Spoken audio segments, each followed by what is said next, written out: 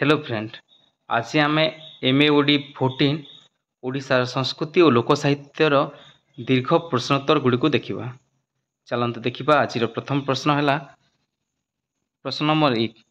संस्कृतिर लक्षण प्रकारभेद वर्णना कर किंबा संस्कृतिर लक्षण और प्रकारभेद उल्लेख करी यह समाज सह किपरि अंगांगी भाव जड़ित दर्शाओ। उत्तर है संस्कृति। संस्कृति शब्दटी सम एवं कृति यही दुईटी शब्दर मिश्रण सृष्टि होइछि। सम शब्दर अर्थ उत्कृष्ट और कृति शब्दर अर्थ गढ़न, अर्थात संस्कृति व्यक्तिर व्यक्तित्व को उत्कृष्ट करी गढ़ी तोलिबारे साहाय्य करते। टाइलरଙ୍କ मतरे संस्कृति एपरि एक जटिल समष्टि जहाँ ज्ञान, पारंपरिक धारणा, कला, नैतिकता, आईन, धार्मिक प्रथा तथा व्यक्तिगत समस्त अर्जित योग्यता और अभ्यास जहाँ मनुष्यर समयर सदस्य रूपे आहरण करते। संस्कृतिर लक्षण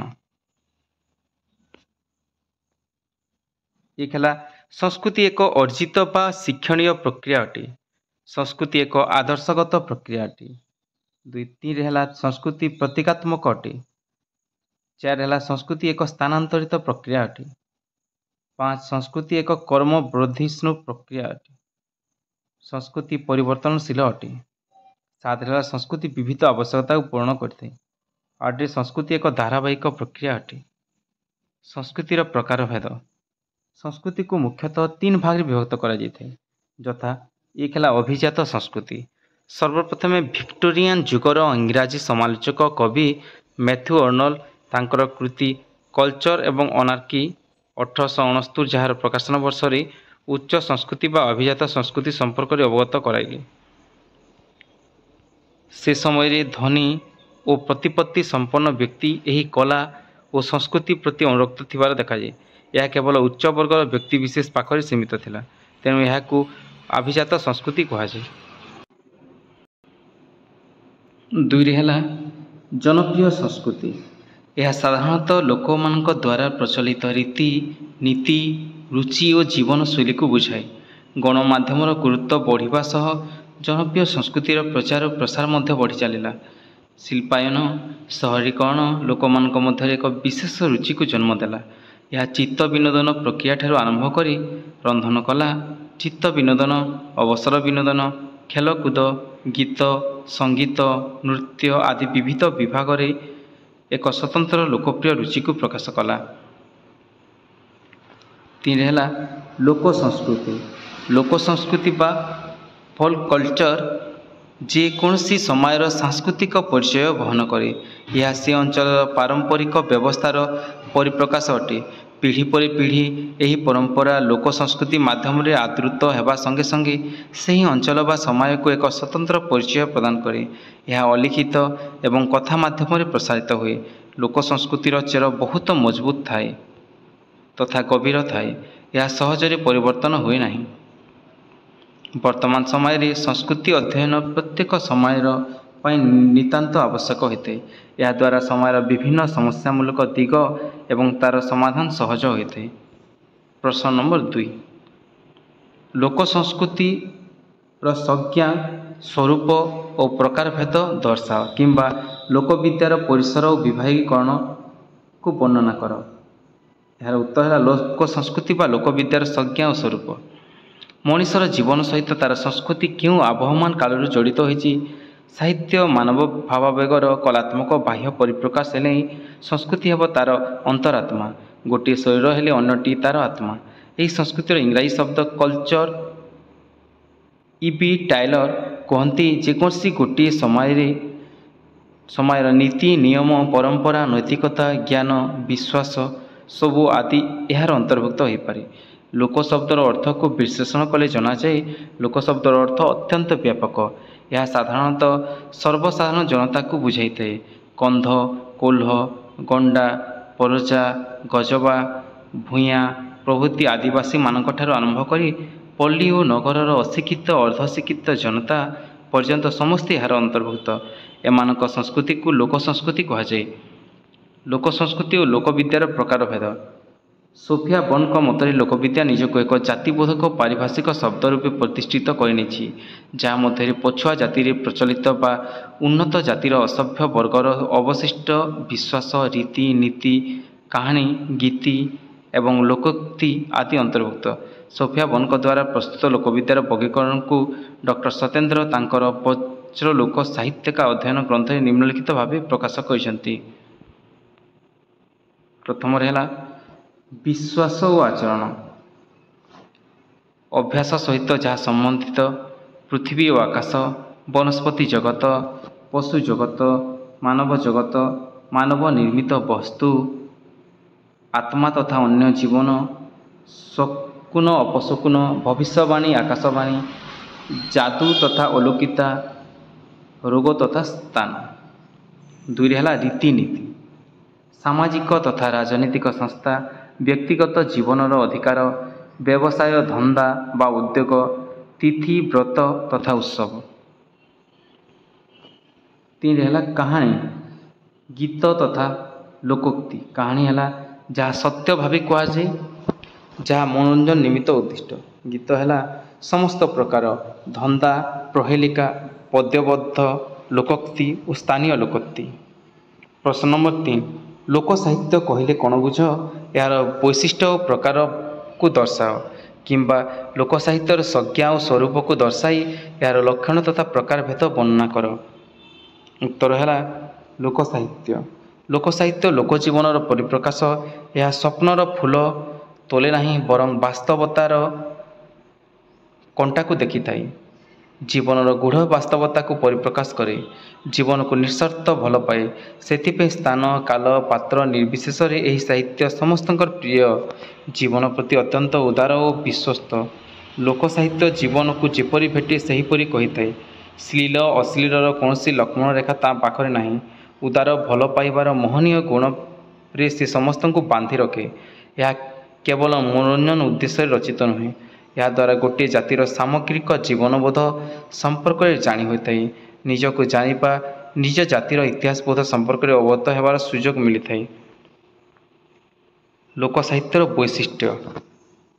ଲୋକସାହିତ୍ୟର ବୈଶିଷ୍ଟ୍ୟ ଗୁଡ଼ିକ ହେଲା, 1ରେ ଏହାର ନିର୍ଦ୍ଦିଷ୍ଟ ଶୈଳୀ ନାହିଁ। 2, ଏହା କୌଣସି ଭୌଗୋଳିକ ସୀମା ମଧ୍ୟରେ ଆବଦ୍ଧ ନୁହେଁ। 3, ଏହା ଦେଶ, ଧର୍ମ, କାଳାତୀତ। 4, ନିର୍ଦ୍ଦିଷ୍ଟ ସମ୍ପ୍ରଦାୟର ହୋଇନଥିବାରୁ ସାର୍ବଜନୀନ। 5ରେ ସମୟ କଥକ ଆବୃତ୍ତିକାରୀ ଅନୁସାରେ ପରିବର୍ତ୍ତନଶୀଳ ଅଟେ। 6, ମାନବଧର୍ମୀ ଓ ମାନବତାବାଦର ପ୍ରଚାରକ। 7ରେ ଏହାର ଚରିତ୍ର ସଜୀବ, ନିର୍ଜୀବ, ଜଡ଼ ଓ ଚଞ୍ଚଳ। 8ରେ ନିୟମର ଅନୁଶାସନରୁ ଚିରମୁକ୍ତ। ଏହା ବାସ୍ତବ, ତେଣୁ କଳ୍ପନାର ଅବାଧ ସଞ୍ଚରଣ ନାହିଁ। 10ରେ ହେଲା ପ୍ରାକୃତିକ ହୋଇଥିବାରୁ ଜନଗଣଙ୍କ ନିକଟବର୍ତ୍ତୀ। 11ରେ ହେଲା ହୃଦୟ ସମ୍ଭୂତ ହୋଇଥିବାରୁ ହୃଦୟସ୍ପର୍ଶୀ। 12, ସରଳ ପଲ୍ଲୀର ସରଳ ଜୀବନଯାପନ ପ୍ରଣାଳୀକୁ ପ୍ରକାଶ କରୁଥିବାରୁ ଭାଷା, ଭାବ, ଶୈଳୀ ମଧ୍ୟ ସରଳ। ଲୋକସାହିତ୍ୟର ପ୍ରକାରଭେଦ। ଲୋକସାହିତ୍ୟର 3ଟି ରୂପ ରହିଛି, ଯଥା 1ରେ ହେଲା କାହାଣୀ ରୂପ ବା ଗଦ୍ୟ ରୂପ। ଏହାକୁ ସାମଗ୍ରିକ ରୂପରେ ଲୋକକଥା କହନ୍ତି।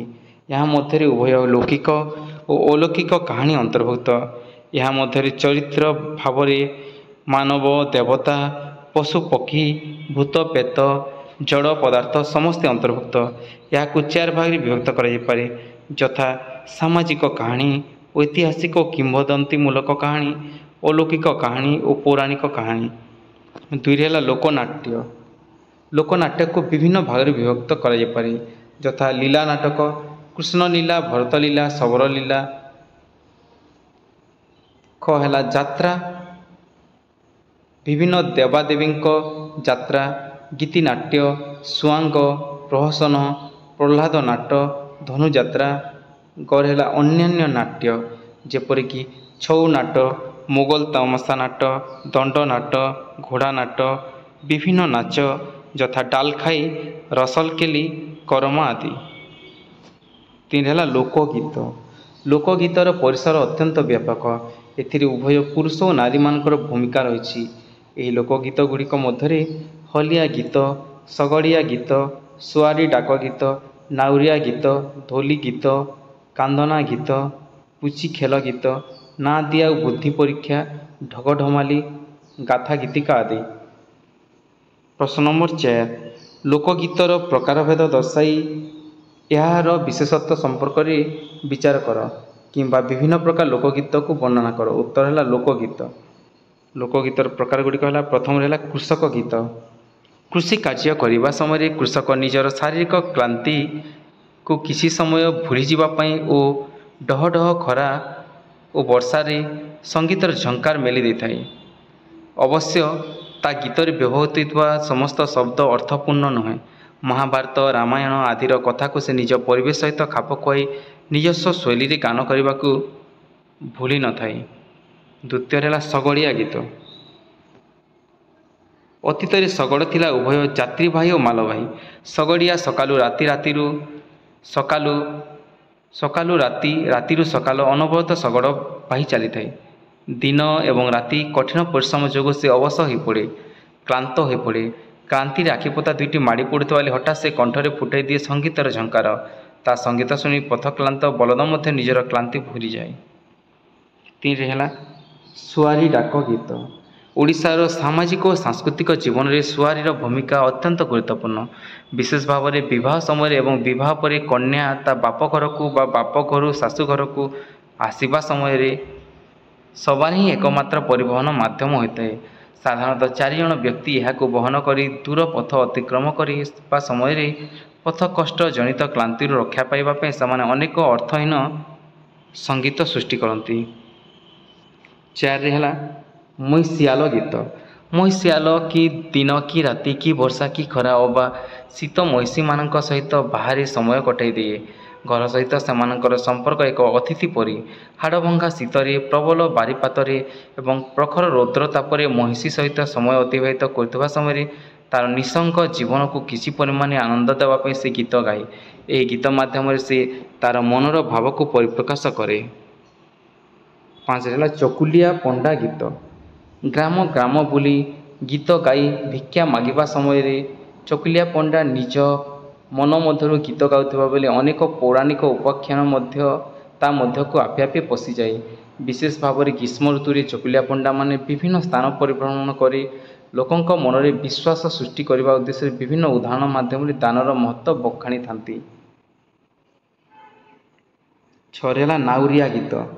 ନାଉରିଆ ନଈରେ ନାଁ ମେଲି ଦେଇ ବିଭିନ୍ନ ପ୍ରକାର ମନଫୁଲାଣିଆ ଗୀତରେ ନାଁରେ ବସିଥିବା ବ୍ୟକ୍ତିମାନଙ୍କ ମନରେ ଆନନ୍ଦ ସୃଷ୍ଟି କରିଥାଏ।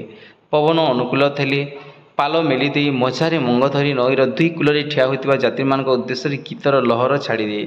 ପବନ ପ୍ରତିକୂଳ ଥିଲେ ଆହୁଲା ମାରିବା ସମୟରେ ସେ ଯେଉଁ ଶାରୀରିକ କଷ୍ଟ ଅନୁଭବ କରେ ସେଥିରୁ ସାମୟିକ ପ୍ରଶାନ୍ତି ପାଇଁ ଗୀତ ଗାଏ।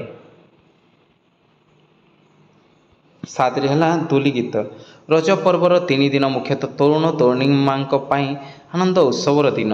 ପ୍ରଥମ ରଜ ପୂର୍ବରୁ ବିଶେଷ ଭାବରେ ତରୁଣୀମାନେ ଦୋଳି ଲଗାଇ ସେଥିରେ ବସି ଖେଳିବା ଆରମ୍ଭ କରିଦିଅନ୍ତି। ଦୋଳି ଖେଳ ସମୟରେ ସେମାନେ ନିଜର ସାଥୀମାନଙ୍କୁ, ପ୍ରେମିକମାନଙ୍କୁ ବା ଭାଉଜମାନଙ୍କୁ ଲକ୍ଷ୍ୟ କରି ଗୀତ ଗାଇଥାନ୍ତି। 8ରେ ହେଲା କାନ୍ଦନା ଗୀତ। ଗାଁର କନ୍ୟାମାନଙ୍କୁ ବିବାହ ପରେ ନିଜର ପିତାମାତା, ସାଙ୍ଗସାଥୀ, ଗାଁ ଛାଡ଼ି ଅନ୍ୟ ଏକ ଅପରିଚିତ ସ୍ଥାନକୁ ଯିବାକୁ ହୁଏ। ଏହି ଅପରିଚିତ ସ୍ଥାନ ସହ କିପରି ଏତେ ବଡ଼ ଜୀବନ ଅତିବାହିତ କରିବ, ସେହି ଚିନ୍ତା ଓ ଦୁଃଖରେ ସେ କାନ୍ଦେ। ପିତାମାତାଙ୍କର ସ୍ନେହ, ସାଙ୍ଗସାଥୀମାନଙ୍କ ଆଦର, ଭାଇ ଭାଉଜଙ୍କ ମମତା ସବୁକୁ ସେ ମନେ ପକାଇ ଭବିଷ୍ୟତର ଏକ ଅଜଣା ଆଶଙ୍କାରେ ସେ କାନ୍ଦି ଉଠେ। 9ରେ ହେଲା ପୁଚି ଖେଳ ଗୀତ। ଗ୍ରାମର ଝିଅମାନେ କୌଣସି ପୁଣ୍ୟ ପର୍ବର ଶେଷ ଦିବସରେ ପ୍ରତିଯୋଗିତା ପୂର୍ବକ ପୁଚି ଖେଳ ଖେଳିଥାନ୍ତି। ଏହି ଖେଳ କେବଳ ଶରୀର ଗଠନରେ ସାହାଯ୍ୟ କରିନଥାଏ, ମାନସିକ ଶାନ୍ତି ଆଣିବା କ୍ଷେତ୍ରରେ ଏହାର ଆବଶ୍ୟକତା ରହିଛି। ପରସ୍ପର ମଧ୍ୟରେ ବିଭିନ୍ନ କ୍ଷେତ୍ରରେ ପ୍ରତିଯୋଗୀ ମନୋଭାବର ଉଦ୍ରେକରେ ସାହାଯ୍ୟ କରେ। ବିଭିନ୍ନ ପର୍ବ ଓ ଓଷା ଗୀତ।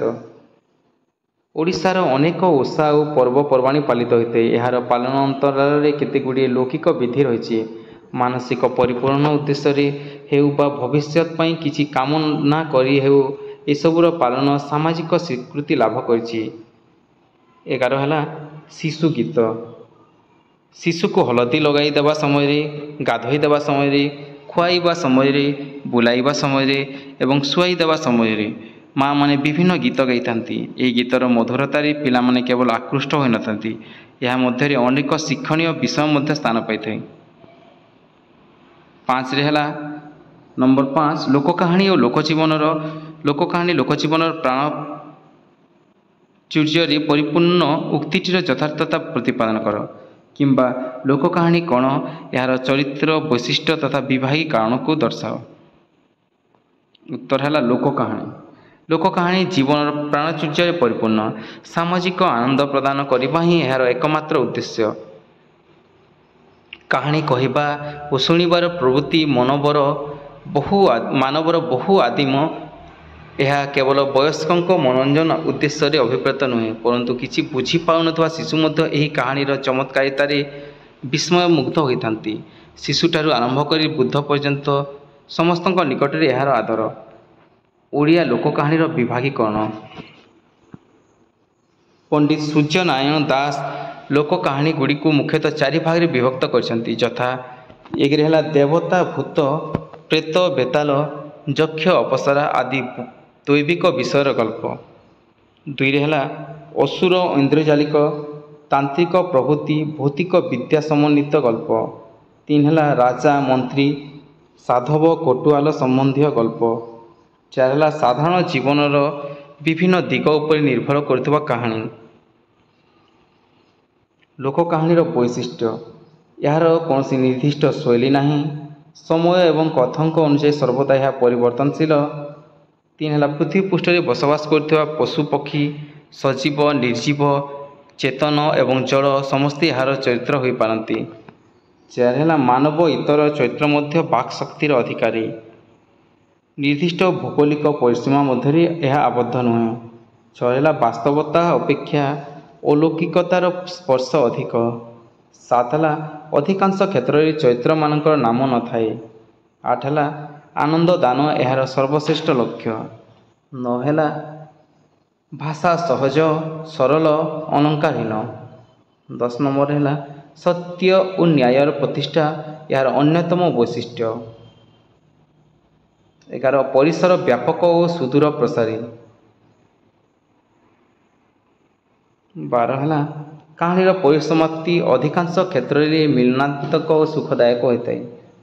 ଲୋକକାହାଣୀର ଚରିତ୍ର।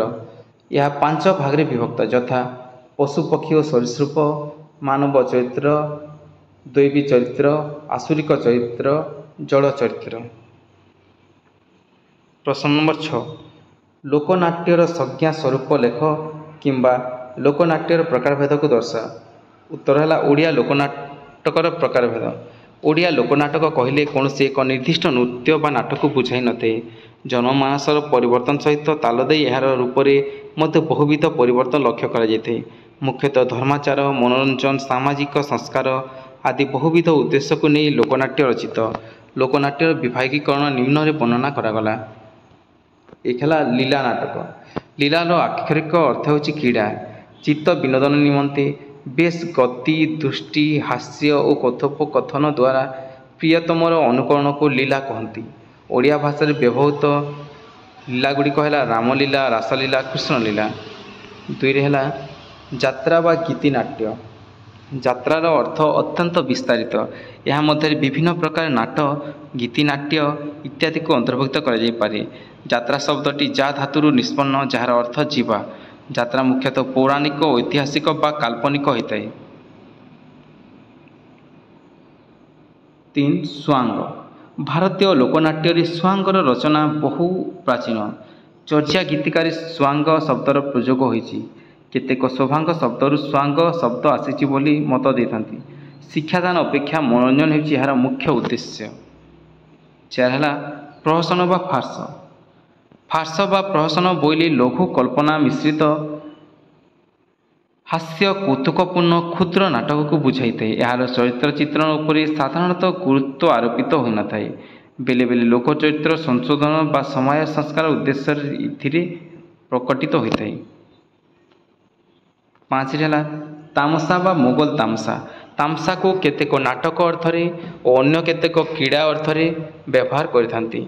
ମୋଗଲ ତାମସାରେ ପଠାଣ ଶାସକମାନଙ୍କର ବିଳାସମୟ ଜୀବନ ଚରିତ୍ର, ଚାରିତ୍ରିକ ସ୍ଖଳନ, ଦୁର୍ନୀତି ଆଦିକୁ ବ୍ୟଙ୍ଗାତ୍ମକ ଭାବରେ ପ୍ରକାଶ କରାଯାଇଛି। 6 ହେଲା ଦାସକାଠିଆ। ଲକ୍ଷ୍ମଣ 2 ଖଣ୍ଡ କାଠିକୁ ବାଦ୍ୟଯନ୍ତ୍ର ଭାବରେ ବ୍ୟବହାର କରି ସୈନ୍ୟମାନଙ୍କ ମଧ୍ୟରେ ରାମ ନାମ ଗାନ କରି ସେମାନଙ୍କ ମନରେ ଉତ୍ସାହ ଆଣିଥିଲେ। ତାଙ୍କ ଦ୍ୱାରା ବ୍ୟବହୃତ କାଠି ଏହାର ମୁଖ୍ୟ ବାଦ୍ୟଯନ୍ତ୍ର ହୋଇଥିବାରୁ ଏହାର ନାମ ହେଉଛି ଦାସକାଠି ବା ଦାସକାଠିଆ। 7 ହେଲା ଦଣ୍ଡନାଟ। ଦାଣ୍ଡରେ ନାଚୁଥିବାରୁ ବା ଏକ ଦଣ୍ଡ ବାଡ଼ିକୁ ଶିବଗୌରୀଙ୍କର ପ୍ରତୀକ ଭାବରେ ପୂଜା କରାଯାଉଥିବାରୁ ଏହାର ନାମ ହେଉଛି ଦଣ୍ଡନାଟ। ବିଭିନ୍ନ ମାନସିକ ରଖି ଦଣ୍ଡନାଟ କରାଯାଇଥାଏ, ଯେପରି ସନ୍ତାନ ଲାଭ, ବ୍ୟାଧିରୁ ମୁକ୍ତି, ପୁଣ୍ୟ ଅର୍ଜନ ଉଦ୍ଦେଶ୍ୟରେ ଲୋକମାନେ ଖର୍ଚ୍ଚ ଦେଇ ଏହାର କରାଇଥାନ୍ତି। 8 ହେଲା କଣ୍ଢେଇ ନାଟ। ଲୋକନାଟ୍ୟ ପରମ୍ପରାରେ କଣ୍ଢେଇ ନାଟ ଏକ ବିଶେଷ ଭୂମିକା ଗ୍ରହଣ କରିଥିବାର ଦେଖିବାକୁ ମିଳେ। ଏଥିରେ ଗୋଟିଏ ଛୋଟ ଛୋଟ ମଞ୍ଚ ରହିଥାଏ। ମଞ୍ଚ ଅନ୍ତରାଳରେ ରେଶମ ସୂତାରେ କଣ୍ଢେଇ ଗୁଡ଼ିକୁ ଝୁଣ୍ଟିରେ ଝୁଲାଇ ବିଭିନ୍ନ ଭଙ୍ଗୀରେ ସୂତା ଚାଳନା କଲେ ସେମାନେ ନୃତ୍ୟ କରିଥାନ୍ତି। ଏଥିରେ ବାଦ୍ୟକାର, ଗାୟକ, ଗାୟିକା ଥାନ୍ତି। ଗୋଟିପୁଅ ନାଟ। ଜଗନ୍ନାଥଙ୍କୁ ଆନନ୍ଦ ଦେବା ଉଦ୍ଦେଶ୍ୟରେ ଏପରି ନୃତ୍ୟର ଅବତାରଣା କରାଯାଇଥିଲା। ପରବର୍ତ୍ତୀ ସମୟରେ ଗୋଟିପୁଅ ନାଚରେ ବିଭିନ୍ନ ନୃତ୍ୟ ମାଧ୍ୟମରେ ସୁମଧୁର ସଙ୍ଗୀତ ଓ ନୃତ୍ୟ ଦ୍ୱାରା ରାଧାକୃଷ୍ଣଙ୍କର ବିଭିନ୍ନ ଲୀଳା ବାଦ୍ୟଯନ୍ତ୍ରମାନଙ୍କ ସାହାଯ୍ୟରେ କରାଗଲା। ଚୈତି ଘୋଡ଼ା ନାଟ। ଚୈତ୍ର ପୂର୍ଣ୍ଣମୀ ଦିନ ଏହି ନାଟ ହୋଇଥାଏ। ଚୈତ୍ର ପୂର୍ଣ୍ଣିମା ହେଉଛି କୈବର୍ତ୍ତମାନଙ୍କର ଏକ ସ୍ମରଣୀୟ ପର୍ବ। ଚୈତି ଘୋଡ଼ାରେ ଶକ୍ତି ରୂପିଣୀ ବାସେଲିଙ୍କୁ ଆରାଧନା କରାଯାଇଥାଏ। ଶେଷ ହେଲା ଛଉ ନାଟ। ଷଢ଼େଇ କଲାରେ ଛଉର ଅର୍ଥ ମୁଖା। ଏହି ନୃତ୍ୟରେ ମୁଖାର ବ୍ୟବହାର କରାଯାଇଥିବାରୁ ଏହାକୁ ଛଉ ନାଟ ବା ଛଉ ନୃତ୍ୟ କୁହାଯାଏ। ଓଡ଼ିଶାର ମୟୂରଭଞ୍ଜ, ବିହାରର ଷଢ଼େଇ କଲା ଏବଂ ପଶ୍ଚିମବଙ୍ଗର ପୁରୁଲିଆରେ ଏହି ନାଟ୍ୟ ହୋଇଥାଏ। ପ୍ରଶ୍ନ ନମ୍ବର 7, ଲୋକ ଉପାଦାନ କ'ଣ? ସାହିତ୍ୟରେ ଏହାର କି ପ୍ରକାର ବ୍ୟବହାର ବା ଆବଶ୍ୟକତା ରହିଛି କିମ୍ବା ଆଧୁନିକ ଓଡ଼ିଆ ସାହିତ୍ୟରେ ଲୋକ ଉପାଦାନକୁ ଦର୍ଶାଅ। ଆଧୁନିକ ଓଡ଼ିଆ ସାହିତ୍ୟରେ ଲୋକ ଉପାଦାନ। ଲୋକ ସାହିତ୍ୟ ଲୋକଜୀବନର ବାସ୍ତବ ପରିପ୍ରକାଶ। ଏହାର ସୃଷ୍ଟି ସମ୍ପଦ ନିର୍ଦ୍ଦିଷ୍ଟ ସମୟସୀମା ମଧ୍ୟରେ ଆବଦ୍ଧ ହୋଇଥିଲେ ହେଁ ଅନୁଭବର ତୀବ୍ରତା, ଅନୁଭୂତିର ନିବିଡ଼ତା ଏହାର ଆବେଦନକୁ କରିପାରିଛି କାଳଜୟୀ।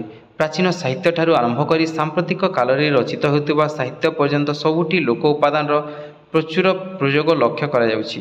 ଆଧୁନିକ ସାହିତ୍ୟରେ ଲୋକ ଉପାଦାନକୁ ମୁଖ୍ୟତଃ 2 ଭାଗରେ ବିଭକ୍ତ କରାଯାଏ, ଯଥା ପଦ୍ୟ ସାହିତ୍ୟ ଓ ଗଦ୍ୟ ସାହିତ୍ୟ। କ ହେଲା ଆଧୁନିକ କାବ୍ୟ କବିତାରେ ଲୋକ ଉପାଦାନ। 1 ନମ୍ବର ହେଲା ଇଂରାଜୀ ଶିକ୍ଷାପ୍ରାପ୍ତ ରାଧାନାଥ ରାୟଙ୍କୁ ଓଡ଼ିଆ ସାହିତ୍ୟରେ ଆଧୁନିକତାର ପ୍ରଥମ ବାର୍ତ୍ତାବହ ଭାବରେ ସମ୍ମାନ ପ୍ରଦର୍ଶନ କରାଯାଇଥାଏ। ତାଙ୍କର ବହୁ କାବ୍ୟ କିମ୍ବଦନ୍ତୀ ଜନଶ୍ରୁତିକୁ ଆଶ୍ରୟ କରି ଗଢ଼ି ଉଠିଛି। ତାଙ୍କର କେଦାରଗୌରୀ କାବ୍ୟର କଥାବସ୍ତୁ ଲୋକ କିମ୍ବଦନ୍ତୀ ଭିତ୍ତିକ ଅଟେ। 2 ହେଲା ମଧୁସୂଦନ ରାଓଙ୍କ ପଲ୍ଲୀ ଭାବନା ସମ୍ବଳିତ କବିତା ଗୁଡ଼ିକରେ ଲୌକିକ ଉପାଦାନ ଭରପୂର। ପଲ୍ଲୀବାସୀଙ୍କ ବିଭିନ୍ନ ଅନୁଭୂତି, ପୂଜା ପାର୍ବଣ, ଋତୁ ବୈଚିତ୍ର୍ୟାଦି ଏହି କବିତା ଗୁଡ଼ିକରେ ବହୁ ପରିମାଣରେ ସୁଲଭ। 3 ହେଲା ଗଙ୍ଗାଧର ମେହେରଙ୍କ ଇନ୍ଦୁମତୀ, ପ୍ରଣୟବଲ୍ଲରୀ, କୀଚକବଧ କାବ୍ୟର କେତେକ ସ୍ଥଳରେ ଲୋକ ଉପାଦାନର ପ୍ରାବଲ୍ୟ ଦେଖିବାକୁ ମିଳେ। 4 ପଲ୍ଲୀ ଜୀବନର ହସ କାନ୍ଦ, ସୁଖ ଦୁଃଖ ଅନୁଭବରେ ନନ୍ଦକିଶୋର ବଳଙ୍କ କବିତା ଗୁଡ଼ିକ ରୁଦ୍ଧିମନ୍ତ ହୋଇଥିବାରୁ ସେ ଯଥାର୍ଥରେ ପଲ୍ଲୀ କବି ପଦବାଚ୍ୟ। 5 ହେଲା ଗୋପବନ୍ଧୁ ଦାସଙ୍କ ଧର୍ମପଦ କାବ୍ୟଟି ଏକ ପରିଚିତ କିମ୍ବଦନ୍ତୀଙ୍କୁ ଆଧାର କରି ଗଢ଼ି ଉଠିଛି। 1200 ବଢ଼େଇରେ ଦାୟ ନା ପୁଅରେ ଦାୟ ଲୋକୋକ୍ତିଟି ଏବେ ବି ଓଡ଼ିଶାର ସାମାଜିକ ଜୀବନକୁ ବହୁ ପରିମାଣରେ ପ୍ରଭାବିତ କରୁଛି। 6 ହେଲା ବହୁ ଲୋକକଥା ଓ କିମ୍ବଦନ୍ତୀଙ୍କୁ ଭିତ୍ତି କରି ଗୋଦାବରୀଶଙ୍କ ଗାଥା କବିତା ଗୁଡ଼ିକର ସୃଷ୍ଟି। ତାଙ୍କର କାଳିଜାଈ ଗାଥା କବିତାଟି ଲୋକକଥା ଓ ଲୋକଗୀତର ଛନ୍ଦକୁ ଅନୁସରଣ କରିଛି। ଖ ହେଲା ଆଧୁନିକ ଗଦ୍ୟ ସାହିତ୍ୟରେ ଲୋକ ଉପାଦାନ। ଗଦ୍ୟ ସାହିତ୍ୟ କହିଲେ କାହାକୁ ବୁଝାଏ? ଉପାଦାନ ଉପନ୍ୟାସ, କ୍ଷୁଦ୍ରଗଳ୍ପ ଓ ନାଟକ। ପ୍ରଥମ ହେଲା ଉପନ୍ୟାସ। 1 ଉମେଶ ଚନ୍ଦ୍ର ସରକାରଙ୍କ ପଦ୍ମବାଲୀ ଉପନ୍ୟାସରେ ଲୋକ ଉପାଦାନର ପ୍ରାଚୁର୍ଯ୍ୟ ପରିଲକ୍ଷିତ। କଥାବସ୍ତୁ, ପରିବେଶ ଏବଂ ବର୍ଣ୍ଣନା ପ୍ରତ୍ୟେକ କ୍ଷେତ୍ରରେ ଲୋକ ଉପାଦାନର ପ୍ରଭାବ ରହିଛି। 2 ହେଲା ରାମଶଙ୍କରଙ୍କ ବିବାସିନୀରେ କଲାବତୀଙ୍କ ରଘୁନାଥଙ୍କୁ ସ୍ୱର୍ଣ୍ଣ କରାଟି ପ୍ରଦାନ ଭଗବତୀ ବୁଢ଼ାଲିଙ୍ଗ ଆଦି ଲୌକିକ ଦେବଦେବୀଙ୍କ ବର୍ଣ୍ଣନା, ସ୍ୱର୍ଗକୁ ନିଶୁଣି ନଥିଲା, ବଡ଼ ଲୋକଙ୍କୁ ଉତ୍ତର ନାହିଁ ଆଦି ଲୋକ ଉପାଦାନ ବ୍ୟବହୃତ ହୋଇଛି। 3 ହେଲା ଗୋପାଳ ବଲ୍ଲଭ ଦାସଙ୍କ ଭୀମ ଭୂୟାଁ ଉପନ୍ୟାସରେ ପରିଲକ୍ଷିତ ଭୂୟାଁଙ୍କ ବିବାହ ପ୍ରଥା, ବିଭିନ୍ନ ଉତ୍ସବ, ବିଶ୍ୱାସବୋଧ, ପୁରାଣ କଥାର ପ୍ରାଚୁର୍ଯ୍ୟ, ଦୈବ ଦୌଡ଼ି ମଣିଷ ଗାଇ, ଯେଣିକି ନିଅଇ ତେଣିକି ଯାଇ, ଆରେ ସଖୀ ଆପଣା ମହତ ଆପେ ରଖି ଆଦି ଲୋକୋକ୍ତିର ବ୍ୟବହାର କରାଯାଇଛି। 4 ହେଲା ଓଡ଼ିଶାର ଲୋକଜୀବନ ଲୋକଚରିତ୍ର ଫକୀରମୋହନଙ୍କ ମାମୁଁ ପ୍ରାୟଶ୍ଚିତ ଲଛମା 6 ମାଣ 8 ଗୁଣ୍ଠ ଉପନ୍ୟାସରେ ପରିଲକ୍ଷିତ ହୁଏ। 5 ଗୋଦାବରୀଶ ମିଶ୍ରଙ୍କ ଉପନ୍ୟାସ ଅଭାଗିନୀ, ଘଟାନ୍ତର, 1817 ଆଦିରେ ବିଭିନ୍ନ ଲୋକୋକ୍ତି, ଲୋକବିଶ୍ୱାସ, ଲୋକଗୀତ, ଛଦ୍ମବେଶ ଧାରଣାତୀର ପ୍ରଯୋଗ ଲୋକୋତ୍ପାଦନକୁ ସୂଚିତ କରେ। ପରବର୍ତ୍ତୀ ହେଲା କ୍ଷୁଦ୍ର ଗଳ୍ପ। ଫକୀରମୋହନଙ୍କ ରାଣ୍ଡିପୁଅ ଅନନ୍ତା, ବଗଲା ବଗୁଲି, ଅଧର୍ମ ବିତ୍ତ ଗଳ୍ପର ଶୀର୍ଷକ ଗୁଡ଼ିକ ବିଭିନ୍ନ ଲୋକୋକ୍ତିରୁ ସଂଗୃହୀତ। ଏଥିରେ ପ୍ରବାଦ, ପ୍ରବଚନ, ଲୋକବିଶ୍ୱାସ, ଢଗଢମାଲିର ପ୍ରଚୁର ଦୃଷ୍ଟାନ୍ତ ମିଳେ। 2 ହେଲା ବାଙ୍କନିଧି ପଟ୍ଟନାୟକଙ୍କ କ୍ଷୁଦ୍ର ଗଳ୍ପଗୁଡ଼ିକରେ ପ୍ରବାଦ, ପ୍ରବଚନ, ଲୋକବାଣୀ, ନୀତିକଥା, ଲୋକକଥାର ସାବତମା, ମୋଟିଭ ଓ ସ୍ଥାନେ ସ୍ଥାନେ ଲୋକବିଶ୍ୱାସ ଏବଂ ଚଳଣି ଗୁରୁତ୍ୱପୂର୍ଣ୍ଣ ଭୂମିକା ରହିଛି। 3 ହେଲା ଗୋଦାବରୀଶ ମହାପାତ୍ରଙ୍କ କ୍ଷୁଦ୍ର ଗଳ୍ପରେ ଓଡ଼ିଶାର ପଲ୍ଲୀ ଜୀବନ, ଲୋକବିଶ୍ୱାସ, ଲୋକଧର୍ମ, ଲୋକଚଳଣି ଅତୀବ ସଜୀବ ଓ ବାସ୍ତବଧର୍ମୀ। ତାଙ୍କ ଗଳ୍ପଗୁଡ଼ିକରେ ଇତିହାସ ଓ କିମ୍ବଦନ୍ତୀ ନୂତନ ଜୀବନ ଲାଭ କରିଛି। 4 ସୁରେନ୍ଦ୍ର ମହାନ୍ତିଙ୍କ ଗଳ୍ପଗୁଡ଼ିକ ମାନବ ଜୀବନର ବିଭିନ୍ନ ସମସ୍ୟାକୁ ନେଇ ରଚିତ ହୋଇଥିଲେ ହେଁ ପଲ୍ଲୀର ବିଶ୍ୱାସବୋଧ, ସାମାଜିକ ଜୀବନ, ଇତିହାସ ଓ କିମ୍ବଦନ୍ତୀର ନୂତନ ମୂଲ୍ୟାୟନ, କେତେକ କ୍ଷେତ୍ରରେ ଲୋକାଚାର ଏଥିରେ ପ୍ରକାଶ ଲାଭ କରିଛି। 5 ହେଲା ମନୋଜ ଦାସ ତାଙ୍କ କ୍ଷୁଦ୍ର ଗଳ୍ପରେ ମାନବ ଇତର ଚରିତ୍ରକୁ ମଧ୍ୟ ଚିତ୍ରକଳ୍ପ ଭାବରେ ଗ୍ରହଣ କରିଛନ୍ତି। ଏମାନଙ୍କ ମଧ୍ୟରେ ଅଛନ୍ତି ମାଙ୍କଡ଼, ସାପ, ବାଘ, ପେଚା, ଭାଚୁରୀ, କୁକୁର, ହେଟା, ତିମି, ବେଙ୍ଗ, ଛେଲି, ମାଛ, ଅସରପା ଆଦି। ଗଳ୍ପ ସାହିତ୍ୟରେ ସେ ଜଣେ ଅପ୍ରତିଦ୍ୱନ୍ଦୀ ସ୍ରଷ୍ଟା ଅଟନ୍ତି। ନାଟକ। ଇତିହାସ ଓ କିମ୍ବଦନ୍ତୀକୁ ଆଧାର କରି ବହୁ ନାଟକ ଓଡ଼ିଶାରେ ରଚନା କରାଯାଇଛି, ଯଥା ରାମଶଙ୍କର ରାୟଙ୍କ କାଞ୍ଚି କାବେରୀ, କାଳୀଚରଣ ପଟ୍ଟନାୟକଙ୍କ ଅଭିଯାନ ଆଦି। 2 ହେଲା ମନୋରଞ୍ଜନ ଦାସଙ୍କ କାଠଗୋଡ଼ା ନାଟକରେ ଲୋକକାହାଣୀର କାଠଗୋଡ଼ାଟି ପ୍ରତୀକ ଭାବରେ ଗ୍ରହଣ କରାଯାଇଛି। 3 ହେଲା ହିମାଂଶୁ ଭୂଷଣ ସାବତଙ୍କ ସନ୍ଧାନୀ ନାଟକରେ ଲୋକକାହାଣୀର ଆଦର୍ଶକୁ ଗ୍ରହଣ କରାଯାଇଛି।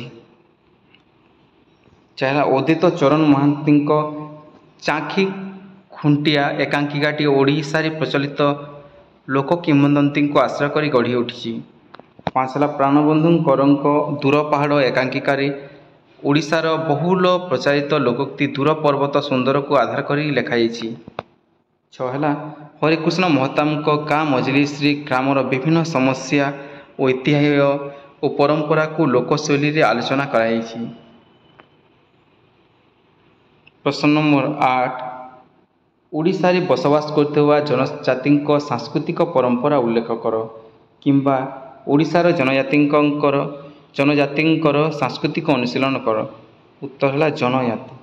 ଜନଜାତି ସମ୍ପ୍ରଦାୟକୁ ଆଦିମ ଅଧିବାସୀ ବା ଆଦିବାସୀ ନାମରେ ନାମିତ କରାଯାଏ। ଇଂଲିଶ ଭାଷାରେ ଏହି ଆଦିବାସୀ ଶବ୍ଦକୁ ଟ୍ରାଇବ୍ କୁହାଯାଏ। ଏହି ଇଂଲିଶ ଟ୍ରାଇବ୍ ଶବ୍ଦଟିର ଲାଟିନ୍ ଶବ୍ଦ ଟ୍ରିବସ୍ ଶବ୍ଦରୁ ସଂଗ୍ରହିତ। ଟ୍ରାଇବସ୍ର ଓଡ଼ିଆ ପ୍ରତିଶବ୍ଦ ଭାବରେ ଆଦିବାସୀ, ଗିରିଜନ, ଜନଜାତି, ଆଦିମ ଅଧିବାସୀ ଶବ୍ଦଗୁଡ଼ିକୁ ବିଭିନ୍ନ ସ୍ତରରେ ବ୍ୟବହାର କରାଯାଇଥାଏ। ଆଦିବାସୀ କହିଲେ ମୁଖ୍ୟତଃ ଏକ ପ୍ରାଚୀନ ସାମାଜିକ ଗୋଷ୍ଠୀକୁ ବୁଝାଇଥାଏ। ଓଡ଼ିଶାର ଜନଜାତି ସଂସ୍କୃତିକୁ ନିମ୍ନଲିଖିତ ଭାବରେ ବୁଝାଯାଇପାରେ। 1 ହେଲା ଓଡ଼ିଶାର ଜନଜାତି ସଂସ୍କୃତିର ସ୍ତର ଓ ବୈଚିତ୍ର୍ୟ। ଓଡ଼ିଶାରେ ବାସ କରୁଥିବା 62 ପ୍ରକାର ଜନଜାତିଙ୍କ ସଂସ୍କୃତି ବହୁ ବୈଚିତ୍ର୍ୟମୟ ଏବଂ ବିଭିନ୍ନ ସ୍ତର ଦେଇ ସଂଗଠିତ। ଏହି ଜନଜାତିର ଉଦ୍ଭବ ଓ ବିକାଶ କ୍ରମରେ ବିଭିନ୍ନତା ରହିଥିବା ସମୟରେ ପ୍ରତ୍ୟେକ ସମ୍ପ୍ରଦାୟର ବାସସ୍ଥାନର ଭେଦ ଅନୁଯାୟୀ ମଧ୍ୟ ସେମାନଙ୍କ ସାଂସ୍କୃତିକ ବିଭିନ୍ନତା ବା ଭେଦ ପରିଲକ୍ଷିତ ହୋଇଥାଏ। ଅର୍ଥାତ୍ ଗୋଟିଏ ସମ୍ପ୍ରଦାୟର ଭୌଗୋଳିକ ଅବସ୍ଥିତି ବା ବସତି ତାଙ୍କ ସାଂସ୍କୃତିକ ବୈଶିଷ୍ଟ୍ୟ ନିରୂପଣ କରେ। ପୁନଶ୍ଚ ସଂସ୍କୃତି ସ୍ଥିର ନୁହେଁ, ସମୟ ସହିତ ସଂସ୍କୃତି ମଧ୍ୟ ପରିବର୍ତ୍ତନୀୟ। ଯୋଗାଯୋଗ ଓ ଇଣ୍ଟରନେଟ୍ ସଂସ୍କୃତି ପରିବର୍ତ୍ତନ ମୁଖ୍ୟ ମାଧ୍ୟମ ହୋଇଛି। ଓଡ଼ିଶାର ଜନଜାତି ସମୟରେ ମଧ୍ୟ ଏହି ସଂସ୍କୃତି ପରିବର୍ତ୍ତନ କ୍ରିୟାଶୀଳ ରହିଛି। ଦୁଇରେ ହେଲା ଓଡ଼ିଶାରେ ଜନଜାତିଙ୍କ ଧର୍ମଧାର। ବୈଦିକ ସଂସ୍କୃତିର ବହୁ ପୂର୍ବରୁ ଜନଜାତିମାନେ ପ୍ରକୃତିକୁ ନିଜର ଉପାସ୍ୟ ଦେବତା ଭାବରେ ପୂଜା କରି ଆସୁଛନ୍ତି। ପ୍ରକୃତିର ମୁଖ୍ୟ ଉପାଦାନ ମୃତ୍ତିକା, ଜଳ, ପାହାଡ଼, ନଦୀ, ବୃକ୍ଷ ଆଦିକୁ ସେମାନେ ପୂଜନ କରିଥାନ୍ତି। ପ୍ରକୃତି ପରେ ବିଭିନ୍ନ ପଶୁପକ୍ଷୀ ଜୀବଙ୍କୁ ମଧ୍ୟ ଦେବତା ଭାବରେ ପୂଜା କରାଯାଇଥାଏ। ସୂର୍ଯ୍ୟ ସକଳ ଶକ୍ତିର ଆଧାର। ଏହା ବହୁ ପ୍ରାଚୀନ କାଳରୁ ଜନଜାତି ଉପଲବ୍ଧି କରିଥାଏ। ଏଣୁ ଓଡ଼ିଶାରେ ଅଧିକାଂଶ ଜନଜାତି ସମ୍ପ୍ରଦାୟ ସୂର୍ଯ୍ୟଙ୍କୁ ପୂଜା କରିଥାନ୍ତି। ଜନଜାତି ସମ୍ପ୍ରଦାୟର ଅଧିବାସୀମାନେ ଆତ୍ମା ଓ ପ୍ରେତାତ୍ମାରେ ବିଶ୍ୱାସ ରଖନ୍ତି। ଦେବତା ତଥା ପିତୃପୁରୁଷଙ୍କ କୋପରୁ ବିଭିନ୍ନ ସାମାୟିକ ଅମଙ୍ଗଳ, ବିଶେଷତଃ ସଂକ୍ରାମକ ରୋଗ, ପଶୁପକ୍ଷୀଙ୍କ ରୋଗ, ମରୁଡ଼ି, ପ୍ରାକୃତିକ ବିପର୍ଯ୍ୟୟ ଘଟେ ବୋଲି ତାଙ୍କର ବିଶ୍ୱାସ ରହିଛି। ଏଣୁ ସେମାନଙ୍କୁ ତୁଷ୍ଟ କରିବା ନିମିତ୍ତ ବିଭିନ୍ନ ପୂଜା ପର୍ବପର୍ବାଣୀର ଆୟୋଜନ କରାଯାଇଥାଏ। 3 ହେଲା ଜନଜାତିଙ୍କର ପର୍ବପର୍ବାଣୀ। ଓଡ଼ିଶାରେ ଜନଜାତି ସମ୍ପ୍ରଦାୟର ପାଳିତ ହେଉଥିବା ମୁଖ୍ୟ ପର୍ବପର୍ବାଣୀ ଗୁଡ଼ିକ ହେଲା ପୁଷ୍ପୁନି ବା ପୁଷ ପୁନେଇ, ପୌଷ ପୂର୍ଣ୍ଣିମା, ମାଘେ ପର୍ବ ବା ମାଘେ ପର୍ବ ବା ଯାହାକୁ ମାଘ ପର୍ବ ବି କୁହାଯାଏ, ଚୈତି ପର୍ବ ବା ଚୈତ୍ର ପର୍ବ, ଆମ୍ବ ନୂଆଖିଆ, କରମା ପର୍ବ, ଟୋକି ପର୍ବ ବା ଟୋକିମରା ପର୍ବ, ଛତର ଯାତ୍ରା। ଓଡ଼ିଶାର ଜନଜାତିଙ୍କ ନୃତ୍ୟ ଓ ବାଦ୍ୟ। ଓଡ଼ିଶାର ଜନଜାତି ସମ୍ପ୍ରଦାୟର ପ୍ରଚଳିତ ଥିବା କିଛି ନୃତ୍ୟ ସମ୍ପର୍କେ ନିମ୍ନରେ ଉଲ୍ଲେଖ କରାଗଲା। ତାଙ୍କ ନୃତ୍ୟ ଗୁଡ଼ିକ ହେଲା ଦଣ୍ଡା ହୁଲିଆ, ତେମ୍ସା ନାଚ, ତାପ ନାଚ, ଦାସାୟା ନୃତ୍ୟ, ଦଙ୍ଗ ନୃତ୍ୟ, ଜାତୁ ନୃତ୍ୟ, ଡାହାନ ନୃତ୍ୟ, ରିଞ୍ଚା ନୃତ୍ୟ, ଗାଲି ନୃତ୍ୟ, ଚାଙ୍ଗୁ ନୃତ୍ୟ, ମାଗି ନୃତ୍ୟ। 5 ହେଲା ଓଡ଼ିଶାର ଜନଜାତିଙ୍କ କଲା ଜଗତ। ଜନଜାତିମାନେ କଳାପ୍ରବଣ ଓ ସୌନ୍ଦର୍ଯ୍ୟ ପ୍ରିୟ। ବେଶଭୂଷାଠାରୁ ଆରମ୍ଭ କରି ଘର ନିର୍ମାଣ ପର୍ଯ୍ୟନ୍ତ ଦୈନନ୍ଦିନ ଜୀବନରେ ବ୍ୟବହୃତ ସାମଗ୍ରୀ ତଥା ଅନ୍ୟାନ୍ୟ ଚାରୁକଳା ମାଧ୍ୟମରେ ତାଙ୍କର ସୃଜନାତ୍ମକ କଳା ଦୃଷ୍ଟି ପ୍ରକାଶିତ ହୋଇଥାଏ। ଜନଜାତିର ସର୍ଜନ କଳା ଯେହେତୁ ବହୁ ପ୍ରାଚୀନ ପରମ୍ପରା, ଏଣୁ ଗବେଷକମାନେ ଏମାନଙ୍କ କଳା ଜଗତକୁ ଅଷ୍ଟିକ ଦ୍ରାବିଡ଼ ପରମ୍ପରାରେ ପରିବାହକ ଭାବରେ ଗ୍ରହଣ କରିଥାନ୍ତି। ଭିଡ଼ିଓଟିକୁ ଶେଷ ପର୍ଯ୍ୟନ୍ତ ଦେଖିଥିବାରୁ ଧନ୍ୟବାଦ।